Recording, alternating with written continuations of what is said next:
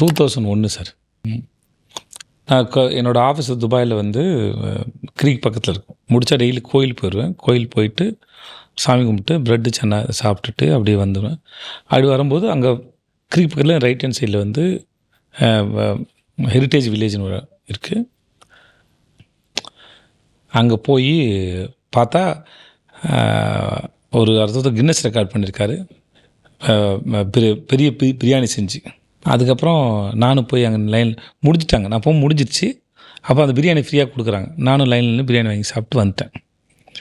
23 இருக்கும்போது ஒரு படம் பண்ணிட்டுருக்கேன். அப்போ அந்த ப்ரொடியூசரோட ஃப்ரெண்டு ஒருத்தர் யூஎஸ் வந்திருக்கார். டெக்ஸாஸில் ஏதோ ஹோட்டல் வச்சுருக்காரு. நான் அப்போ உள்ளே வந்து ஜவான் விஷயமா லஞ்ச் பிரேக்கில் மீட்டிங் போயிட்டுருக்கு அந்த ப்ரொடக்ஷன் கம்பெனியோட. அவர் ஒரு 1/2 hour 45 minutes சொல்லியிருக்கார். முடிச்சுட்டு அவர் வந்து ஃபோட்டோ எடுக்கணும்னு சொன்னாங்க. சரி எடுத்துகிட்டு இருந்தேன்.